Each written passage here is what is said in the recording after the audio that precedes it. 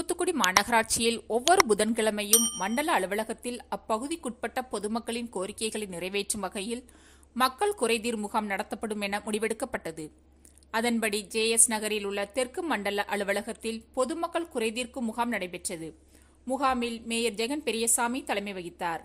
இணை ஆணையர் ராஜாராம், துணை மேயர் ஜெனிட்டா ஆகியோர் முன்னிலை வகித்தனர். தெற்கு மண்டல தலைவர் பாலகுருசாமி வரவேற்றார். முகாமில் மேயர் ஜெகன் பெரியசாமி பேசுகையில், தமிழக முதலமைச்சர் மு.க.ஸ்டாலின் உத்தரவிற்கிணங்க ஊராட்சி உள்ளிட்ட புறநகர் பகுதியில் மக்களுடன் முதல்வர் என்ற திட்டத்தின்படி மக்கள் குறைகேட்பு முகாம் நடைபெறுவதை போல் மாநகராட்சி பகுதியில் ஒவ்வொரு வாரமும் ஒவ்வொரு மண்டலம் வாரியாக மக்கள் குறைதீர் முகாம் நடத்தப்பட்டு வருகிறது.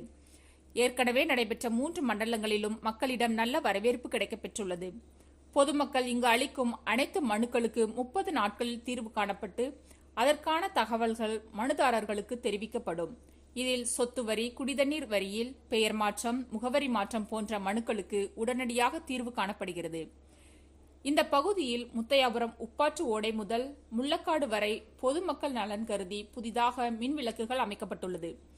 சில பகுதிகளில் ஹைமார்க்ஸ் லைட்டுகள் அமைக்கப்பட்டுள்ளன. இந்த பகுதியில் திருச்செந்தூர் கோவில் செல்லும் பக்தர்கள் மற்றும் பொதுமக்கள் அதிகம் வந்து செல்வதால் இரு பகுதிகளிலும் மாநகராட்சிக்குரிய இடங்களில் தங்கி ஓய்வு எடுப்பதற்கான கட்டமைப்பு பணிகளையும் உருவாக்கி வருகிறோம்.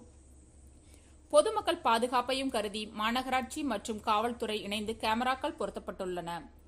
அதன் மூலம் குற்ற செயல்கள் தடுக்கப்பட்டு பொதுமக்கள் நலன் பாதுகாக்கப்பட்டுள்ளது என்றார். இந்த முகாமில் 126 மனுக்கள் பெற்றுக்கொண்டதில் பெயர் மாற்றம் கோரிய 4 பேருக்கு மேயர் ஜெகன் பெரியசாமி உடனடியாக ஆணை வழங்கினார். நிகழ்ச்சியில் மாமன்ற உறுப்பினர்கள், துறை சார்ந்த அலுவலர்கள் மற்றும் பலர் கலந்து கொண்டனர்.